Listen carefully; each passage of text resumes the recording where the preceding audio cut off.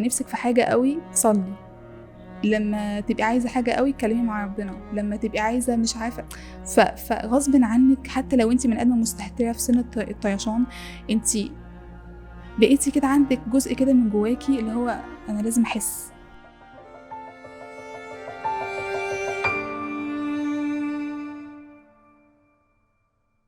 اكتر حاجة ممكن تخوفني في حياتي الفقدان،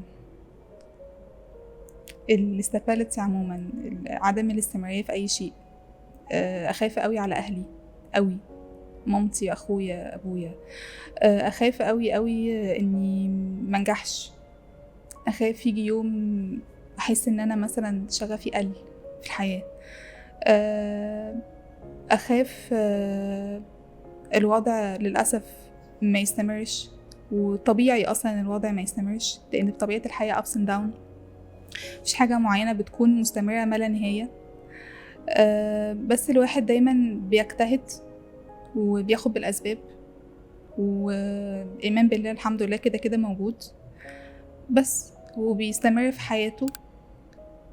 مش دايما بتكون الظروف حلوة خالص، مش دايما بتكون الحياة مستمرة بنفس السيناريوز اللي احنا بنكون راسمينه لنفسنا، بس على اقل حاجة الواحد بيكون عامل اللي عليه ومآمن ان اي حاجة هتحصل بعد كده فهي خير. ازيك يا شيرين، عامله ايه؟ الحمد لله. ازيك يا نوران؟ منوراني في سيف سبيس، مساحه امنه. ويا رب تبقى حلقه خفيفه على قلبك النهارده ان شاء الله. اتمنى انا اكون خفيفه باذن الله. انتي على طول خفيفه. شكرا. وان شاء الله تبقى دي this is your safe space وتتكلمي وتحكي براحتك ان شاء الله. خلينا كده نبدا من الاول. يعني انتي كنتي بتقولي لي انك عندك قلق، خوف مستمر من كل حاجه. انتي اتكلمتي في حاجات جنرال قوي وقلتي الفقدان، وقلتي الخوف من المستقبل، القلق، التوتر على الأهل، على كارير شغلك، على حاجات كتير.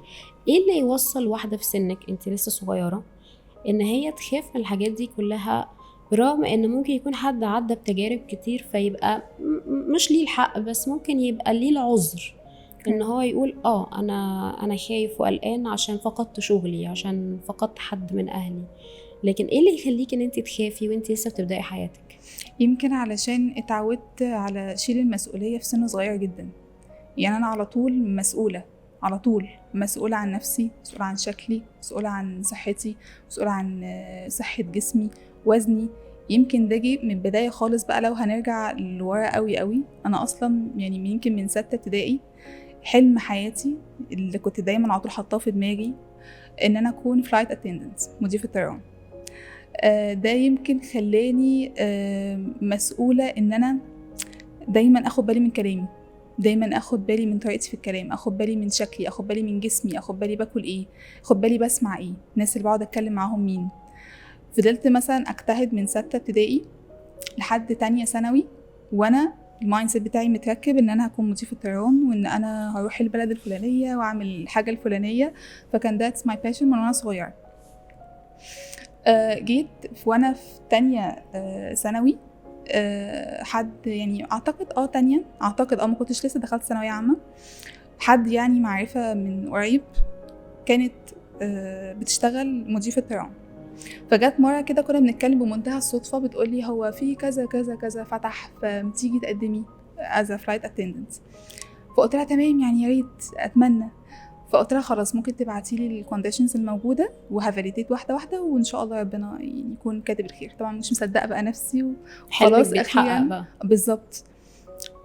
فكل الكونديشنز عليا بالظبط ما عدا حاجه واحده، ان انا اكون لازم من مدرسه انترناشونال او مدرسه خاصه. وانا كنت كنت حكومه من وانا صغيره. بس فقلت خلاص هظبط كل الورق، ومش عايزه اكلم حد عشان حد يكلم حد فالدنيا تمشي. لا، انا هروح واللي ربنا كاتبه تمام، لان انا حاسه ومن جوايا اللي هو لا انتي مش منهم، بس تمام يعني خلينا نجرب. وفعلا رحت اليوم دوت ودخلت الانترفيو، وشبه الحمد لله عدت في كل شيء. في اخر بقى خطوه خالص بسلمه الورق، فتمام لحد اخر ورقه. فقال لي هي مدرسة الفلانة الفلانية دي انترناشنال ولا ايه بالظبط؟ قلت له لا هي حكومة. فبصلي كده قال لي لا هو للأسف احنا محتاجين 1 2 3. فبصيت له كده قلت له بس انتي اللانجوج عندك كانت كويسه كويسه جدا، اللي حتى اللي هو طب اوكي دخلني على نكست ستيب، دخلني على اي حاجه ونشوف، يعني مش هي حته اللي لازم تكون الحاجه الفلانيه لو مش موجوده فخلاص مع السلامه. هم كانوا ماشيينها للاسف بالكونسبت ده. بس حتى والله ما قلتلوش مثلا انت في كورس معين اخده خالص، قلت له طيب شكرا، رحت واخده الورق خرجت. كانت ساعتها مامتي معايا، فبصيت لي كده قالت لي ايه هي كلهم عارفين اساسا، فقلت لها لا هو ما حصلش نصيب يلا نمشي. اتضايقتي طبعا جدا جدا من 6 ابتدائي لتانية ثانوي وانا مش شايفه نفسي غير في ده. وانا طبعا بغني من 5 مثلا ابتدائي، بس بغني بس الغنى معايا. يمكن اكتر حد كان شايف ان انا لازم اتخصص في الموسيقى وفي الغنى هو بابايا. كان دايما يقول لي انتي كليه نوعيه تربيه موسيقيه ما فيش غيرها.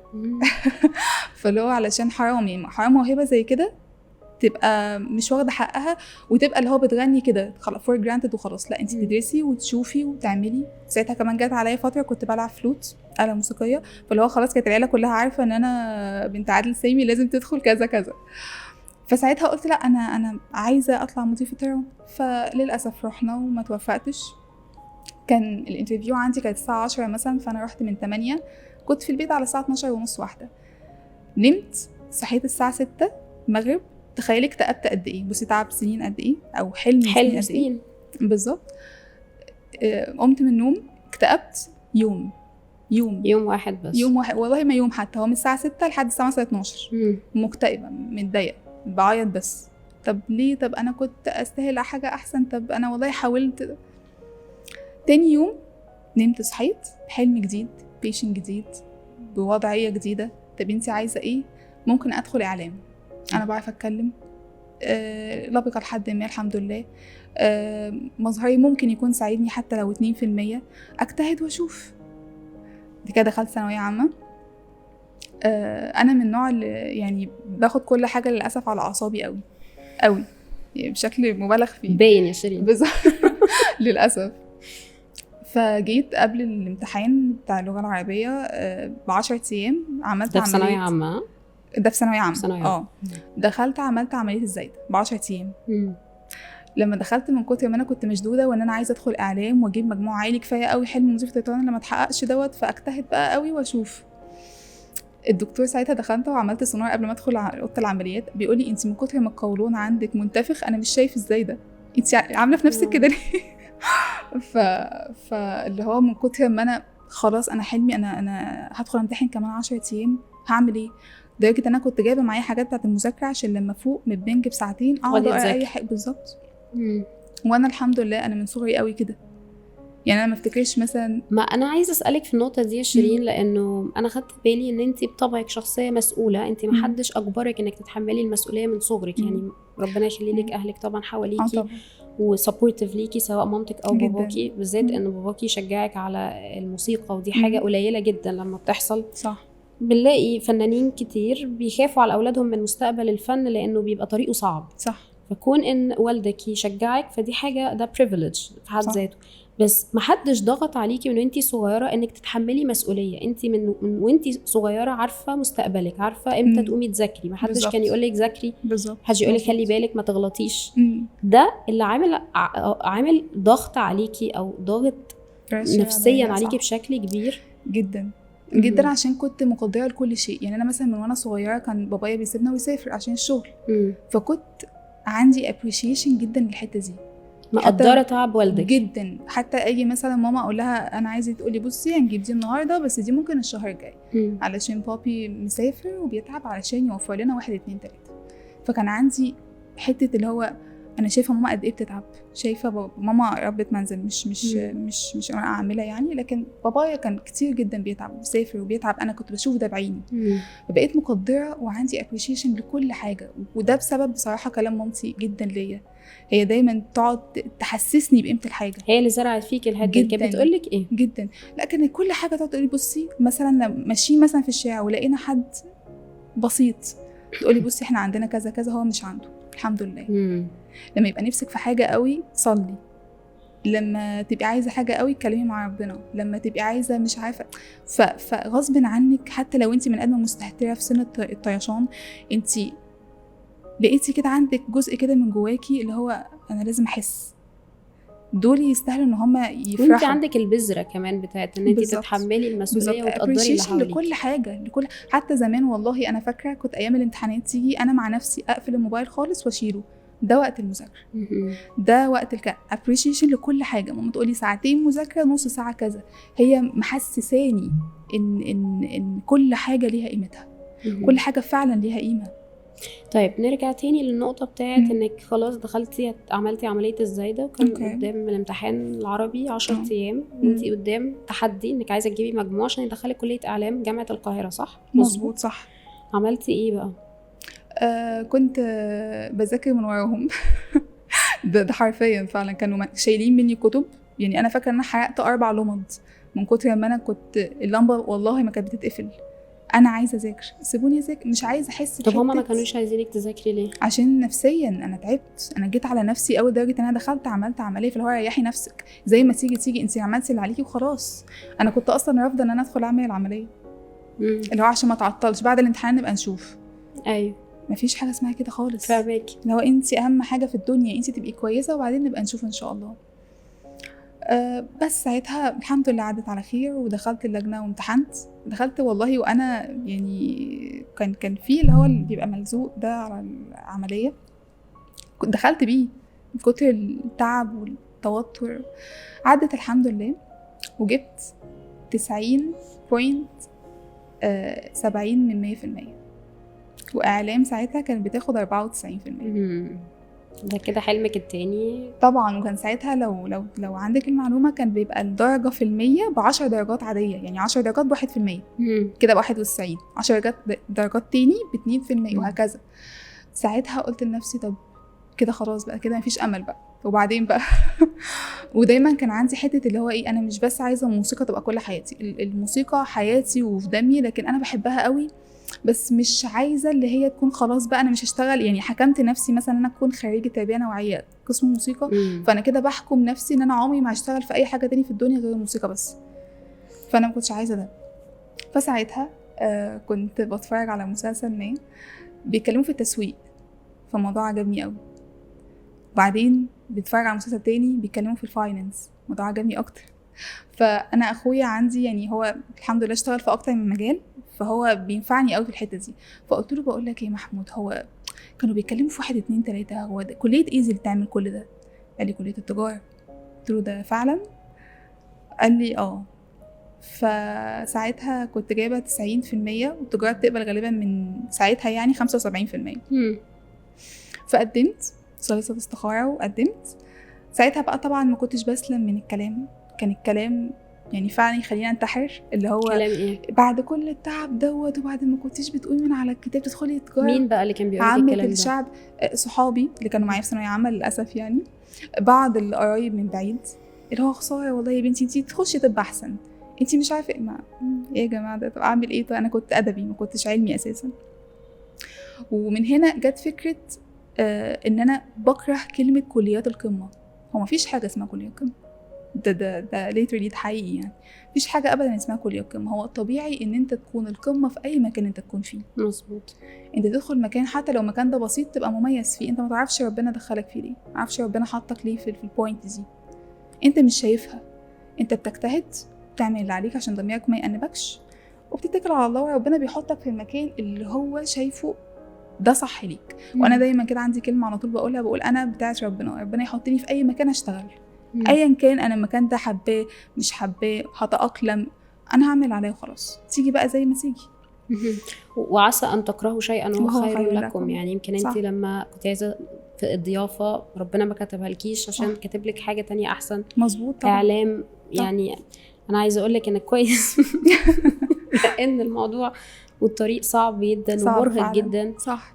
يمكن انتي دخلتي مجال إدارة الأعمال ودخلتي تجارة، صح؟ مظبوط. وبدأتي تدرسي بقى فوق دراستك بتاعة الكلية، انتي ما اكتفيتيش بس ان انتي تدرسي كلية، انتي كمان عملتي ماسترز MBA. مظبوط. MBA ومعيدة كمان في جامعة عين شمس. بالظبط. الحمد لله. ساعتها دخلت الكلية أول سنة، قلت لنفسي أنا مش عارفة أنا موجودة هنا بعمل إيه، مش عارفة أنا فين ولا همشي إزاي ولا ربنا يحطني فين، بس أنا هجتهد وخلاص. أول سنة عدت كنت الحمد لله ما كنتش اعرف لسه انا الاولى على الجامعه ولا لا. انت كنت الاولى على الجامعه؟ في ال4 سنين. انت شاطره يا شيرين. شفتي جدا. ما شاء الله. لا العفو. اجتهدت جدا وقلت ان انا عايزه اخلص السنه دي بامتياز. وطبعا بقى انت عارفه اكيد الكلام اللي هو امتياز في جامعه عين شمس، انت عارفه احنا كام طالب، محدش هيشوفك اساسا. انا كل ده طبعا اللي هو كنت بسمع من هنا وبخرج من هنا، وما كانش عندي حلم ان انا اكون الاولى على الدفعه، ولا حلم ان انا اكون معيده اطلاقا. ما كانش في ترتيباتي ولا. بس انت كنتي بتذاكري وبتجتهدي. كنت بجتهد جدا علشان ما اندمش، عشان ما اقولش في يوم من الايام يا ريتني كنت اجتهدت اكتر، يا ريتني كنت اديت المكان اكتر. ما بحبش، انا بكره الشعور بالندم، انا اتعودت ان انا ما اندمش على حاجه. عشان كده دايما بعمل اللي عليا والزياده علشان ما احسش ان انا كان في ايدي حاجه وقصرت. انا ما بحبش الشعور ده خالص. فساعتها انا جدتي الله يرحمها كانت قريبه جدا جدا لقلبي يعني. الله يرحمها. فمره كنت بتكلم معاها، كنت بقعد احكي كتير مع بعض، اقول لها انا مش عارفه انا بذاكر ليه ولا هنا بعمل ايه بس انا بجتهد وخلاص. فجت مره كلمتني قالت لي تعالي انا عايزاكي، عايزه اقعد معاكي. فقلت لها حاضر. فرحنا كلنا وقعدت معاها. قالت لي انا حلمت بيكي، والله العظيم حلمت بيكي ان انتي واقفه في جامعه وبتدي محاضره، كنت مبسوطه جدا بنفسك، وبعد ما خلصتي المحاضره في اكتر من حد جه سالك اسئله معينه. قلت لها انا مش فاهمه حاجه، يعني ايه؟ قالت لي يعني انتي كنتي مدرسه في الجامعه، هي يعني برضو قديمه فمش عارفه معيده وكده. قالت لي كنتي مدرسه في الجامعه بتدي كورس بتدي حاجه. قلت لها قصدك ان انا كنت دكتوره جامعيه يعني؟ فقالت لي قالت لي ده حاجه لو عملتيها تبقي شاطره جدا وهبقى مبسوطه قوي منك لو عملتيها، وانا كده كده مجتهده، انا الحمد لله مفيش حاجه هعملها زياده، فاهمه؟ بس فقلت لها حلو، ممكن فعلا. انا اخر سنه خلصتها كانت بامتياز، لما اجتهد واشوف. ساعتها بقى بدات ان انا اقعد مع دكاتره اكتر. طب اعمل ايه علشان اتعين؟ اعمل ايه علشان اتشاف اكتر؟ طب اعمل ايه علشان اتقدم اكتر؟ طب انا مثلا جبت امتياز، لحد اجيب امتياز قد ايه علشان اعرف اكون في المكان ده؟ تاني سنه عدت وهي توفت في تاني سنه، فخلاص بقى تارجت بالنسبه لك، تارجت بالنسبه لي انا لازم اكون معيده والله. ونسيت حتى حلمي انا ايه. قلت يمكن ربنا حاطيني عشان اكون في المكان ده. اجتهدت جدا اول سنه وتاني سنه وتالت سنه، 3 سنين امتياز، ورابع سنه الحمد لله امتياز. رابع سنه كنت امتياز، بس كان في ماده انا مظلومه جدا فيها، مش درجتي خالص. فساعتها قلت، رجعت ساعتها للدكاتره بتوعي، هم كلهم الحمد لله كانوا عارفيني، منهم دكتوره حنان طبعا، دكتوره تسويق. فقلت لها انا حصل 1 2 3 معايا في ماده ال HR Human Resource، وانا متاكده ان انا حاله كويس جدا، فليه الدرجه دي؟ فقالت لي خلاص اعملي تظلم. قدمت تظلم. طبعا كنت متاكده ان للاسف ان مفيش اي حاجه خالص ممكن تتغير، بس قلت هعمله خلاص.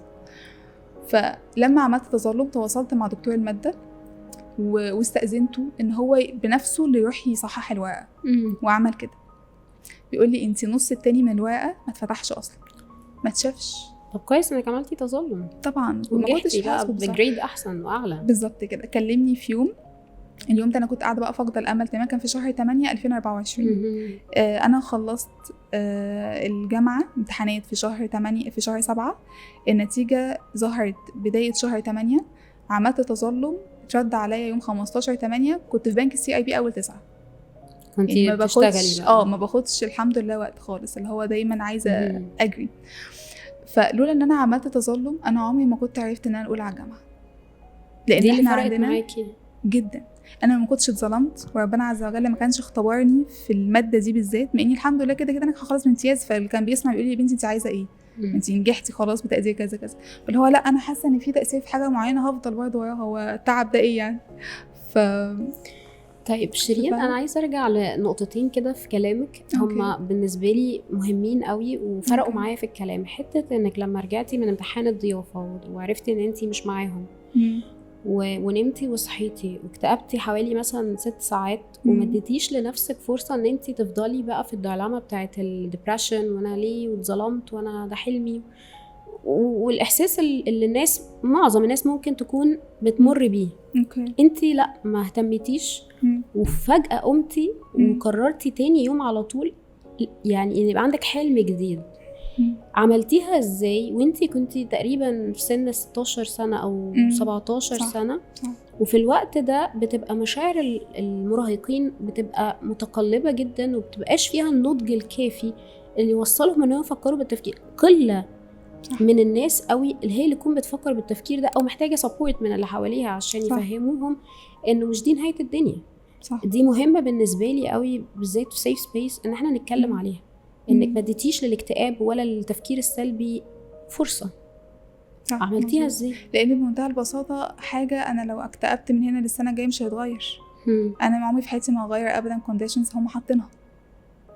فما فيش حاجه قدامي غير ان انا يعني بس انت حتى بقى. ما ساعدتيش انك تجيبي واسطه تدخلي مع انك كنتي كواليفايد خالص. واصل مع يعني ايه نهايتها؟ هو انا دايما مؤمنه ان ربنا عز وجل لو قفلها من البدايه يبقى هي خلاص مش بتاعتي، ما فيهاش خير ليكي. بالظبط كده. على فكره ما كان في ضيافه اماراتيه وكان في ضيافه حاجات كتير جدا تانية، بس حسيت ان اتقفلت. هو مش نصيبي ومش رزقي.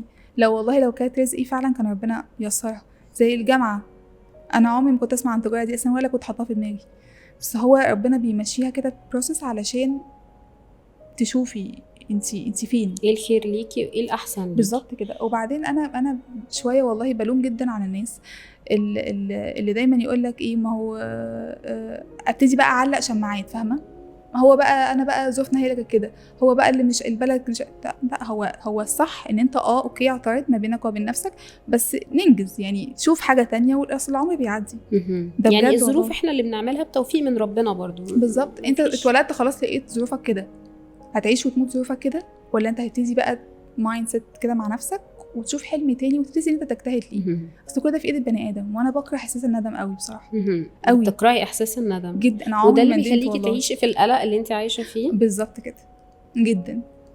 بيخليني دايما اللي هو جيبي اخرك قوي عشان يوم لما تيجي تمشي ما تبصيش وراكي ابدا في اي شيء، في علاقه، في شغل، في دراسه، في تخصص، في اي شيء، تكوني عملتي اللي عليكي. بالظبط كده. طيب تاني نقطه في كلامك برضو لفتت نظري يا شيرين، هو فكره مبدا الاجتهاد والضمير. يعني من كلامك فهمت ان انت لما بتدخلي في حاجه بتتقنيها قوي، مش بس بتتقنيها زي ما الكتاب بيقول، انت كمان عندك ضمير قوي وبتراعي ربنا فيها. يعني انت لما بتذاكري عشان انت هو كطالبه واجب عليكي، ما عندكيش حاجه غير ان انت تذاكري، واهلك مهيئ لك ظروف ان انت تبقي بتذاكري. مظبوط. الاجتهاد ده برضو احنا بنفتقده كتير في حياتنا. معنى الاجتهاد المعنى الاصيل ليه مش كل الناس بتفهمه. انا ممكن واحد يذاكر ويخش يجيب العادي بتاعه 50-60% من لكن انتي ذاكرتي كنتي مع انها تجاره، دي كليه صعبه صح جدا. صح. تاني حاجه الدفعه بتبقى بالالوفات. صح. يعني فكره الدراسه فيها اللي هو ممكن تفكري بطريقه تانية، انا زي غيري يعني مش لازم ابقى طالعه الاول، مش لازم اجيب امتياز اصلا، المهم اعدي السنين بتاعتي. صح. باي ذا واي على فكره انا ما خدتش ولا كورس في الجامعه، كان في زي سنتر كده بيعيد كلام ولا مره. انا كنت بعمل ايه بقى؟ بعمل حاجه حلوه قوي. كنت دايما في البنش الاول، الساعه مثلا الدكتور بيدخل الساعه 8، انا 7:30 قاعده. ما انا ما وريش حاجه غيركم بقى. انت ملتزمه. انا ما وريش حاجه غيركم للاسف والله بجد. مفيش كلمه تطلع من بقه وانا مش بهايلايت عليها. على فكره ما كانش في كتب برضه باي ذا واي، ولا في كتب، كان في سيديهات، والسيديهات للاسف ما كانت اكسبايرد اساسا يعني. فانت اللي بتكتبيه مفيش كتب مناهج يعني ولا اي حاجه خالص. هو سي دي واشتغل ما اشتغلش معاكي ربنا بقى. اوكي. ده بجد يعني. كنت بكتب كل حاجه هو بيقولها، وكنت بخرج من الجامعه بعد ما اخلص اعدي على سنتر اجيب الملازم بتاعته واقعد اجمع بقى كله، واجيب الامتحانات السنين السابقه واطلع للدكتور، طب هو فين مكتب الدكتور، انا اسال عن كذا. لدرجه ان انا والله العظيم قبل كده لاحظت ان في بوينت مكتوبه غلط في سنتر من السناتر، ورحت السنتر وقابلت الدكتور اللي كان هناك، قلت له على فكره انت بتكتب حاجات غلط عندك في الملزمه والله العظيم قلت له في 1 2 3. قال لي شكرا جدا، صححها لجيل كامل. من كتر ما انا كنت دؤوبه جدا في كل حاجه. ففكره الضمير وكده ضمير مهم قوي، والاجتهاد بتيجي من والله بجد يعني. الحمد لله مامتي يمكن ليها الفضل الاول والاخير في حاجه زي كده، لان هي دايما كانت تعلمني حتى من وانا صغيره، تقولي ربنا شايف، ربنا مطلع. صح. واحب قوي كلمه ربنا مطلع دي. ربنا مطلع عليكي ان انت مثلا تقولي هذاكر وانت قاعده سرحانه. صح. ان انت تقولي ان انت مثلا عملتي اللي عليكي وانت عارفه من جواكي ان انت مقصره. فدايما كان عندي حته اللي هو لا، انا هراعي ربنا في كل حاجه انا بعملها. طيب شيرين، لما كنتي داخله تجاره وقلتي لي ان قرايبك واصحابك قالوا لك كان يعني ايه ده تجاره، ايه انت المفروض تخشي كليه اعلى من كده، ويعني تعرضتي لانتقادات. طيب في الجامعه معروف ان اللي بيبقى شاطر قوي وبيبقى يعني زي بيقولوا عليه دحيح، ايوه للاسف بيتعرض للتنمر، معروف. حصل كتير. مش بيبقى محل اعجاب بس بيبقى محل اعجاب داخليا عند الناس، ولكن ظاهريا اللي هو الناس اللي بتقعد في الصف اول يكتبوا ورا الدكتور دول على طول دول الدحيحه، دول مالناش دعوه بيهم، يهود. ايوه يعني بيتعرضوا للتنمر بشكل كبير جدا. وانا كنت بشوف ده عندي برضو في دراستي في كليتي، ان اللي بيذاكر وبيجيب امتياز ودرجات وبيكتب وبيبقى مهتم قوي بدراسته، هو للاسف هو بيعمل اللي عليه، بس اللي حواليه بيتريقوا بيتنمروا. بيتعرضتي للتنمر ده في حياتك من الكليه؟ طبعا. وعلى فكره مش من الكليه بس، انا من وانا في ابتدائي، ومن كتر ما انا كنت عندي الحمد لله ثقه بنفسي جدا ما كنتش بقول اصلا. انت بتقولي انك ما كنتش بقول اساسا، لا ما كنتش بقول ان انا اتعرضت للتنمر. اوكي. عشان خايفه، علشان مكسوفه مثلا اقول حد ضايقني. انا بصي انا من صغري قوي الحمد لله مش بحب المشاكل خالص خالص، ولا احب ادخل نفسي في حاجه. يعني كنت طول عمري بني ادمه الحمد لله بتحترم نفسها قوي. مكان مناسبني تمام، مكان مش مناسبني بتاع الادب كده والاحترام، يعني اشوف مكان تاني يناسبني، لان اكيد في مكان تاني يناسبني. يعني مثلا وانا صغيره كنت الحمد لله كنت مميزه في اكتر من حاجه. كنت طبيعي بطلع الاولى على الفصل، كنت بشارك في غنى، كنت بشارك في كلاسز تانية، في اللي هو ايه دي اللي بتعمل كل حاجه دي ازاي يعني. ده انا فاكره والله فاكره موقف زي كده في طفولتي، ان كان في بنت دايما بتيجي يعني تقعد جنبي، كانت بتقرصني من غيظها فيكي. كانت بتقرصني في كتفي، انا فاكره والله العظيم والله. وانا كنت بقعد اقول لها انت ليه بتعملي كده؟ انت طبيعيه ولا انت ايه بالظبط؟ حتى لما كنت بروح، كنت في ابتدائي، كنت 3 ابتدائي 2 ابتدائي، اروح مثلا البيت مامي تيجي تساعدني في اللبس او حاجه، تقول لي تلاقيكي مقروصه هو ايه الزرقان ده؟ تقولي هو في حد من المدرسين ضايقك؟ فاقول لها لا، انا بس اتخبطت من كتر ما انا والله انا مش فاهمه هي بتعمل كده ليه، بس في نفس الوقت انا مش عايزاهم يكرهوني ولا عايزه اعمل مشاكل مع حد. طب ليه ما كنتيش بتقولي لاهلك؟ ما كنتش بقول خالص. ليه؟ ما بحبش. لو قلت ممكن ماما تتضايق، ممكن ماما تعمل مشكله، ممكن هناك ما حدش مثلا يعني يستلطفني يقول ان انا بتاعت مشاكل، مع انه والله ده اللي حصل، بس اللي هو لا خلاص انا هبعد عنها وخلاص. يعني كانت دماغي كبيره قوي. طب وفي الجامعه بقى التنمر كان اخباره معاكي ايه؟ في الجامعه بصي هقولك على حاجه، ما كنتش يعني الحمد لله كنت ذكيه شويه، ما كنتش بقول لحد تماما ان انا عايزه ابقى الاولى على الجامعه. هقولك على حاجه، ولا اهلي كمان والله العظيم. انا عندي كده نوت كنت بقعد اذاكر فيها، كنت كاتبه تحت كده نوت ان انا هكون الاولى على الجامعه وهكون معيده. اليوم ده انا كتبته بعد ما رجعت من عند جدتي، لما قالت لي انا نفسي تكوني 1 2 3. لقيت الموضوع حلو قوي. يعني انتي بتعرفي، يعني مثلا سي انتي كنتي عايزه ليه تدخلي اعلام عشان بتعرفي تتكلمي، ما لما ابقى معيده هعرف اتكلم. هي بالظبط. انتي البيشنت بتاعك ده، انتي ده شغفك، انتي مرتاحه في ده، فخلاص. وانا كمان بحب ان انا افيد واستفيد قوي، بحب كده جدا. بمناسبه الضيافه، انت كنتي ممكن تتعاملي مع 15 شخص مثلا او فرد على الطياره، انت دلوقتي بتتعاملي مع ألوفات. لا وعلى فكره انا متعوده اصلا واقفه قدام الناس من وانا صغيره عشان كنت بغني، فما كانش قدامي بالنسبه يعني نفس المايك اللي همسكه بدل ما اغني هشرح فتمام. فلقيت ان انا مرتاحه قوي في ده، وزي ما قلت لك انا بجتهد، وهو بقى ربنا يوازيني. طيب الناحيه يعني غير التنمر برضو في ناس بتحب يقربوا من الشخص الناجح، الشخص اللي هو عليه سبوت. واكيد انت كنتي ملفته في الجامعه او في الكليه بشطارتك وبتميزك، وان انت بتطلعي الاولى والتزامك، وده كان محط انظار اكيد ناس كتيره حواليكي، صحابك سواء بنات او شباب او كده. كنتي بتتعاملي برضو ازاي؟ كنتي ازاي بتفرقي ما بين اللي عايز يقرب ليكي عشان يعني يتعلم منك؟ في ناس بتحب تصاحب الناس الناجحه صح عشان تبقى زيها، وده بيبقى نابع من تطوير الذات مش الغيره. وفي ناس بتحب تقرب للشخص الناجح عشان هو السبوت بيبقى عليه. انا لما هبقى مع شخص ناجح هبقى الناس شايفاني، بس هو بيكن ليكي عداوه صح، مش بيكن ليكي صح. حب او ان هو يأمل ان انت او مش يحب ان انت تنجحي كويسه من جواه. بالظبط. كنتي بتتعاملي مع ده ازاي؟ وكنتي بتاخدي بالك منه اصلا ولا لا؟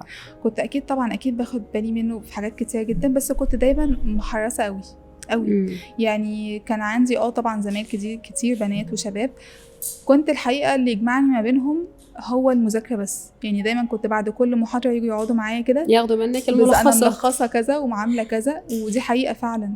وعارفه والله ده كمان اللي خلاني اكتر اكون حاسه ان انا فيا حاجه مميزه. طب ما اكمل في الطريق ده هما بيفهموا مني، ما بيفهموش من الدكتور بس فهموا مني انا. فكنت بحس ان انا عندي القدره على توصيل المعلومه. اما بقى فكره يعني اللي بيبقى قريب دوت بيبقى ايه في دماغه، عايز ايه مصلحه منك بالظبط كده. لا كنت والله كنت عادي، يعني كنت بديهم اللي هم عايزينه في المذاكره، وكنت بساعد جدا. بس فاهمه يعني اي شيء يعني آخر كنتي بترسمي حدود جدا مع اللي حواليكي تحميكي من انك تتأذي منهم. بالظبط، مظبوط. وانا على طول الحمد لله يعني من النوع اللي محافظه قوي على نفسي، محافظه قوي على قلبي، محافظه قوي على كل شيء حواليا. يعني زي ما قلت لك برضه نرجع بقى لورا خالص، ان ماما كانت دايما مخليني ابريشيتد لكل حاجه، فعندي تقدير لكل حاجه. فعارفه ان البنت اللي اتحملت المسؤوليه واللي اجتهدت دي غاليه قوي، فمش هتضيع نفسها او مش هتهدر من طاقتها مع حاجه لا تستحق ابدا. فكنت على طول اللي هو عايز مساعده طبعا اساعد كل الناس بس في حدود. بس طيب شيرين، انت صوتك حلو وبتغني، وباباكي كان بيشجعك بس كنتيش عايزه تخشي كليه اللي هي تربيه نوعيه. مظبوط كليه موسيقيه، عايزه تبقي في كارير يبقى ليكي مستقبل ليه في الشغل، وفي نفس الوقت انت ما شاء الله عليكي معيده وبتشتغلي برضو في احد البنوك يعني المعروفه في مصر جدا. فكره الاتجاه او السعي في كذا اتجاه، هو يقول لك ايه المثل، يقول لك صاحب بالين كذاب. صح، اللي هو وانت ما تركزي يا في الغنى يا تركزي في البيزنس. بتعرفي تعمليها ازاي؟ وبحس ان احنا لما الناس اللي زينا اللي بيحبوا الشغل قوي ده بيرهقهم ذهنيا اكتر من صح. جسديا. انت نفسيتك ما عندكيش وقت اصلا انت لا تتعبي ولا تبقي تحسي بالديبريشن او تحسي بالملل او تحسي بالزهق. فكرة ان انتي مجال بيزنس مختلف تماما مجال المشاعر. مجال الغنى ده مجال كله احاسيس ومشاعر، وعايز يعني كده زي ما تقولي تعتزلي نفسك عشان تطلعي احلى حاجة عندك. بتوفقي بين الاتنين دول ازاي وبتفصلي ازاي برضو؟ ما هو الفصلان ده مش اي حد بيعرف يعمله خالص. معاكي حق، بس دايما انا كنت بحب الحاجة ان انا اجتهد فيها قوي، ودي كانت مجال البنك، وكان قبلها كان مجال الدراسة. بس انا بكره قوي فكرة ان انا اكون قاعدة فاضية. يعني ما بعرفش اكون قاعده فاضيه، ده بجد والله. يعني انا زي ما قلت لك اتخرجت من الجامعه كان شهر 7، اشتغلتي على طول. شهر 8 النتيجه طلعت، خدت بيان النجاح، رحت قدمت في البنك. شهر 9 اخره كنت خلاص متعينه. لقيت نفسي ان انا بشتغل بس وفين وفين مثلا كده تتعرض عليا اغنيه بحسها ان هي مناسبه فبغنيها، برضو قاعده فاضيه. يعني لما باجي من الشغل مثلا هعمل ايه بقى في الوقت ده؟ فقلت لا ينفعش طبعا اكون فاضيه. فساعتها رحت قدمت على MBA ماستر بيزنس ادمنستريشن، وعملت الامتحان الحمد لله، دخلت الامتحان واتقبلت على طول. فبقيت بقى طول الاسبوع عباره عن ايه؟ عباره عن شغل، برجع من الشغل مذاكره، ميتنج بالليل، انام. اوقات والله العظيم اوقات كنت مثلا برجع من الشغل عندي مثلا تسجيل اغنيه، ممكن مثلا اقعد اسجل في 2 أو 3 لان طبيعي طبعا التسجيل بياخد وقت طويل جدا. اخلص عندي ميتنج، ده كده اليوم. ميتنج شغل ولا لا ميتنج MBA بالظبط. احنا هنتفق بقى عن المشروع، يعني 3 حاجات بتعمليهم في اليوم بالظبط. دلوقتي بقى ما بقاش فيه الحمد لله، خلصت خلاص MBA فبقى جيم. فاللي هو خلاص مش هقعد فاضيه ما ينفعش افضى. وده والله الحمد لله يعني ده انا مبسوطه بده جدا. انت شايفه ان انت تشغلي وقتك ده مفيد للصحه العقليه بتاعه الانسان عامه؟ قوي صدقيني والله. اليوم اللي بتبقي 24 ساعه قاعده فيه على الكنبه وسرحانه ده لوحده اكتئاب. هتفكري في حاجات مش حلوه، هتلاقي نفسك حاسه ان انت مالكيش لازمه في الدنيا، انا عايشه بعمل ايه. لكن لما هنا تتعرفي على ناس، هنا تعلمي حاجة جديدة، هنا تستغلي وقتك، هيرفلكتد عليكي وعلى وشك وعلى جسمك وعلى صحتك حتى. مفيش حد بيعيش بيعمل الحاجة اللي هو بيحبها وتلاقيه مطفي، مفيش. طب شيرين، انت ما تقولي صوتك حلو انا عايزة اسمع حاجة يعني. ما كناش محضرين الموضوع. فاجئتك. اوكي، حابه ايه مثلا؟ لا يعني اي حاجه انت بتحبيها. انا ما اقدرش افرض عليكي، انت مش محضره، ما اقدرش افرض عليكي اغنيه معينه، بس حاجه صغنطوطه كده يعني. ممكن اقول لك اخر اغنيه كنت بسمعها لأنغام،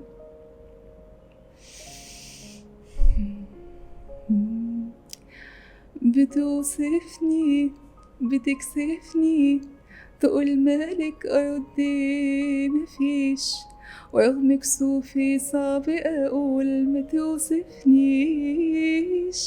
تقول حسن القمر جنبي يضيع وما بينا فرق كبير، وخد الورد من خدي بقى بيغير، تقولي الليل على شعري بقى بينام، كلام ما سمعتوش عمري ولا في دنيا ولا في أحلام، وصوتي بتسمعه غنوة، عيوني بسحرها هاتلك، ما أنا لو حلوة أنا حلوة عشان وياك، عشان وياك. الله، ايه ده؟ شكرا. ميرسي. بتعملي ايه في البيزنس؟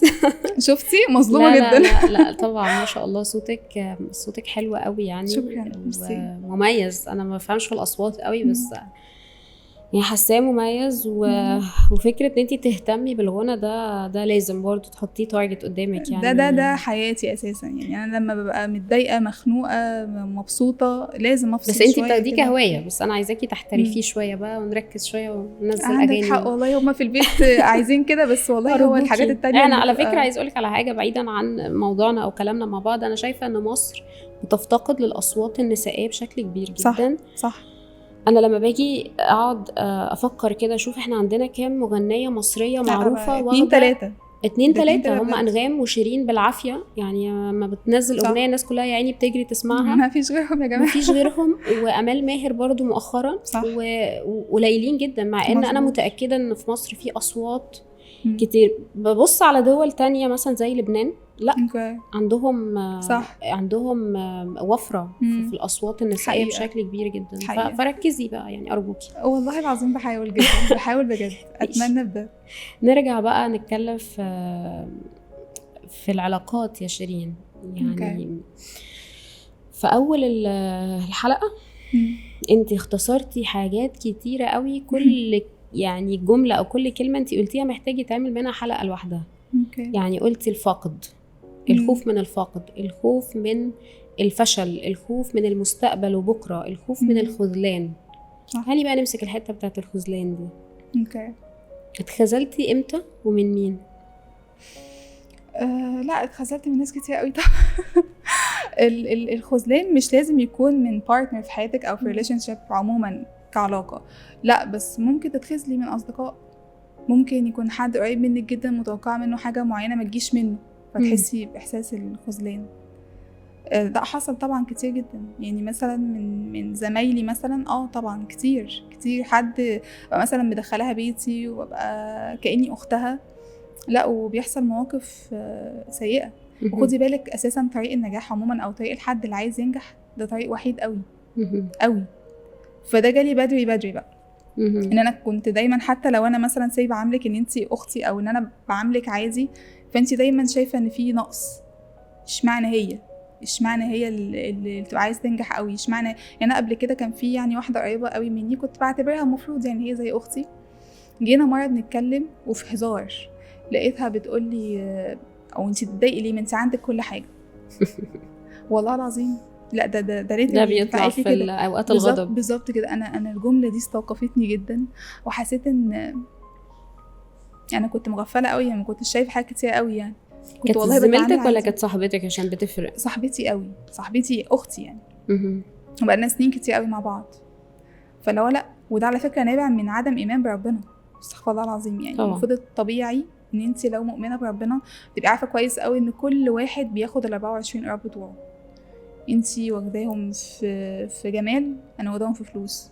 انا واخداهم في علم، انتي واخداهم في علاقه كويسه. انتي واخداهم في البيت وفي صحتك، انا واخداهم في شغلي. فكل واحد فينا ربنا فعلا مقسم له رزقه ومقسم له الحاجه اللي هو مميز فيها. انا معاكي طبعا، بس هي للاسف طبيعه النفس البشريه. صح. لما في ناس بتبقى يعني بتمر بمشاعر سلبيه، مش عايزه اقول حقد او غيره، انا عايزه اقول ان هي بتبقى مشاعر سلبيه. للاسف ان الناس دي ما بتبقاش عارفه الطريق الصح ازاي تقف عنده يعني. يمكن لو حصل لهم مثلا حد اتكلم معاهم وفهمهم ان ده فضل من ربنا ان انتي موجوده متعايشه وبتشتغلي، ربنا بيديكي حاجات مش عند اللي قدامك، يمكن هتبدا تاخد بالها وتغير وجهه نظرها للحياه بشكل صح. مختلف. بس هو يمكن الحته دي برضو احنا محتاجين نشتغل عليها اكتر، هو المنتل هيلث. انتي بتتكلمي واعيه، عندك ايمان، عندك ادراك، عندك ثقافه كافيه انك تفهمي اللي قدامك هو بيتعامل معاكي ازاي، ناجح، بيغير منك، بيتمنى لك النجاح والشطاره والحاجات دي كلها ولا لا. ومع ذلك برضو لما بتلاقي حاجه بتبقي بستبعك، بترجعي خطوتين لورا. في ناس كتير بتفتقد الحته دي للاسف. صح. في حياتهم مش سهله بالنسبه مظبوط. لهم. بس انتي بطبيعه شخصيتك يا شيرين بتتعاملي ازاي مع العلاقات السامه؟ ومش بتكلم على العلاقات العاطفيه خالص، طبعا. دي امور شخصيه، بس انا بتكلم على العلاقات عموما. ما هو انتي مضطره، معاكي ناس في الشغل هيلاقوا شيرين متميزه فهيحاولوا يأذوكي، معاكي ناس في الجامعه، معاكي اصدقائك صحابك اللي بيدخلوا بيتك. احيانا ممكن الخذلان في العلاقات بالذات الصداقه لما بتتخذلي اكتر من مره ده بيجيب ديبريشن، بيجيب احباط بجد. انها بتفرق معانا. يمكن احنا بنقول صاحبتي وخسرتها عادي، لا بس مع الوقت بتحسي انت افتقدتي حاجه كبيره في حياتك، انها كانت صاحبتك، كانت قريبه منك. مريتي احيانا ديبريشن ليه علاقه بالعلاقات، بلس انه الضغط الستريس اليومي اللي انت شغاله فيه، زي ما تقولي مكنه، انت شغاله في مكنه، شغل، جيم، غنى، تسجيل، كنتي بتعملي MBA والحاجات دي كلها. الحاجات دي كلها ما اثرتش عليكي نفسيا منتلي؟ اثرت جدا طبعا، جدا جدا جدا، لدرجه ان اوقات مثلا ابقى قاعده في اوضتي خلاص انا قررت ان انا اعيط دلوقتي من كتر بقى لما بقعد مع نفسي. لا ده فعلا ده من 1 2 3. يعني ما عنديش مثلا واحده صاحبتي قريبه قوي مني ان هي نخرج في كل حته، نروح نادي مثلا.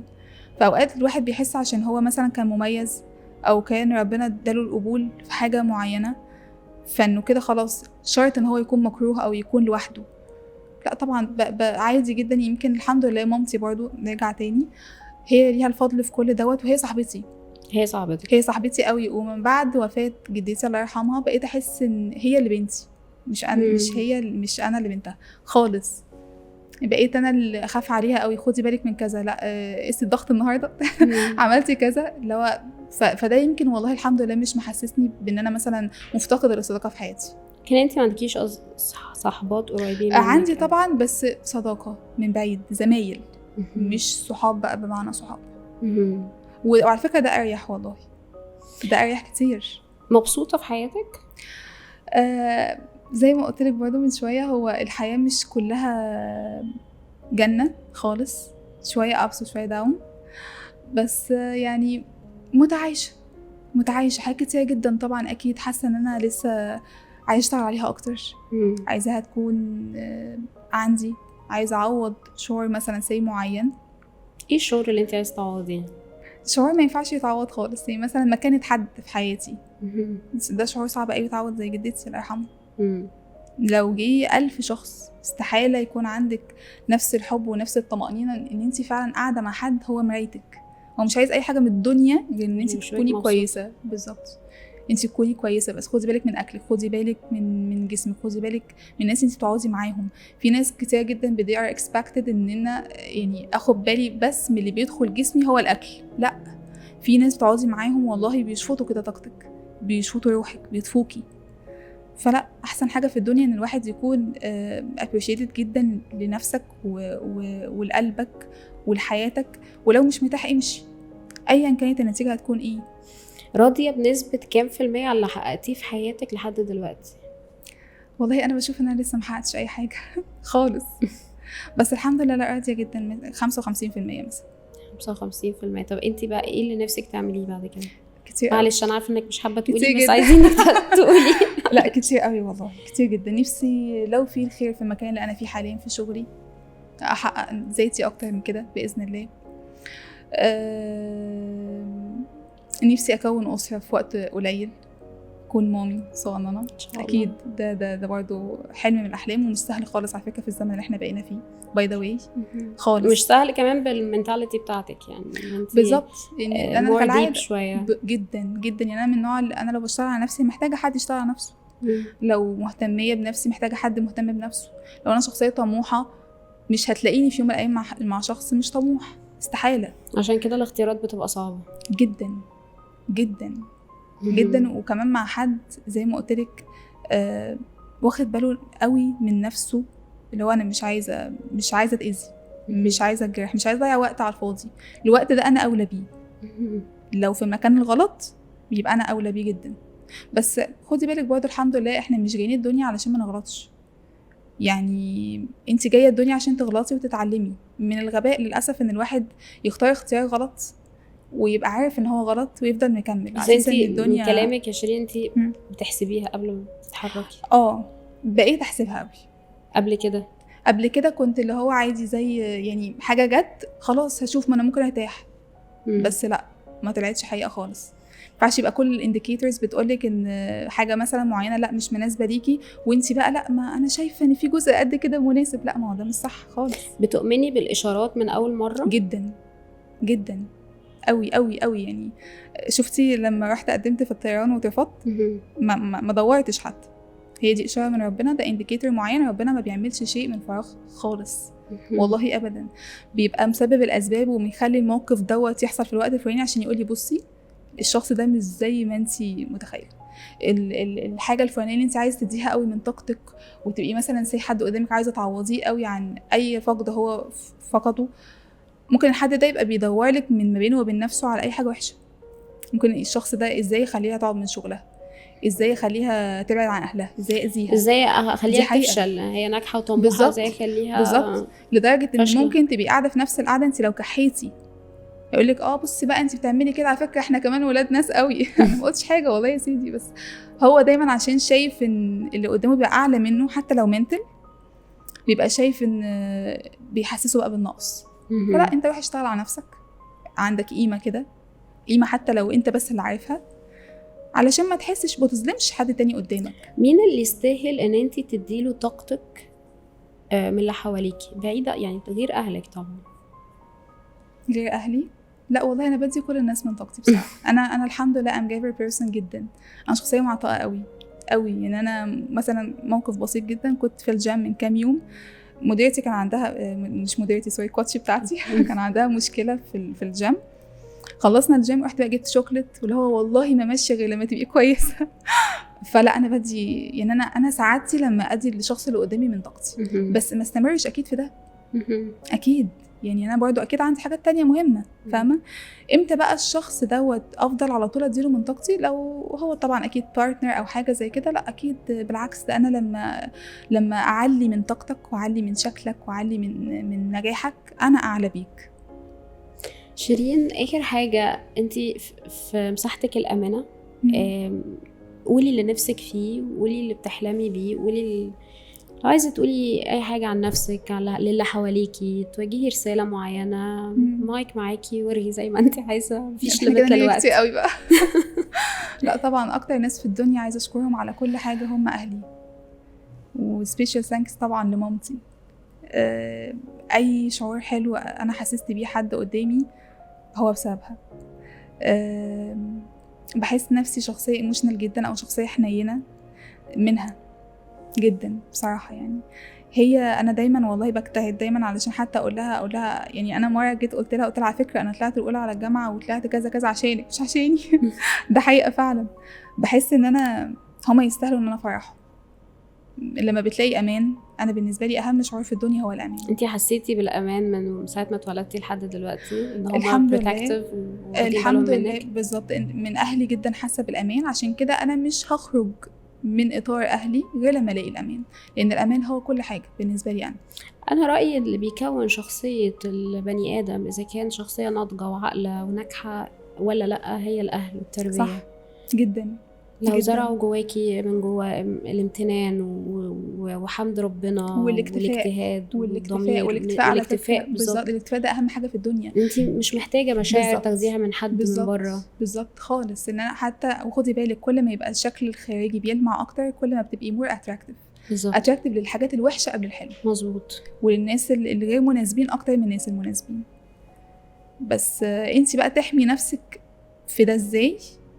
زي ما قلت لك تقرب طبعا من ربنا عز وجل في كل شيء، انك تستخير ربنا في كل شيء، وعلى عقلك وعلى وعيك، انك تعرفي ان المكان ده لا مش مناسب، لا المكان ده مناسب، لا الشخص ده يستاهل ان انا افضي نفسي واكون عايشه عشانه هو بس. لا حاجات كتير جدا طبعا تقدري ان انت واهم حاجه الاجتهاد والضمير والاستمراريه صح. في العمل وفي الحياه عموما. صح، الاستمراريه اهم من النجاح والله. صح، انك تستمري في النجاح ده اهم من النجاح بكتير جدا. شيرين نورتيني، مبسوطه جدا Thank you بوجودك نوران. معايا، صدقيني يعني اتعلمت منك حاجات كتير واستفدت انا منك حاجات اتعلمت كتير. اكتر. اتمنى ان هي كانت تبقى مساحتك الامنه وحسيتي حقيقة. بالراحه مظبوط وقلتي والله. كل اللي نفسك فيه وعبرتي بجد عن مشاعرك جدا. لا تستاهل ان هي فعلا الناس تسمعها. شكرا، ثانك يو. انا اتبسطت اكتر والله، وانا فعلا كنت بحاجه للقعده دي، لان انا بقالي فتره كده بجري، فكنت محتاجه القعده دي جدا. شكرا، ثانك يو سو شكرا يا ماتش. شيرين، ميرسي، شكرا يا نورتيني. حبيبه قلبي، ميرسي. تسلمي. شكرا.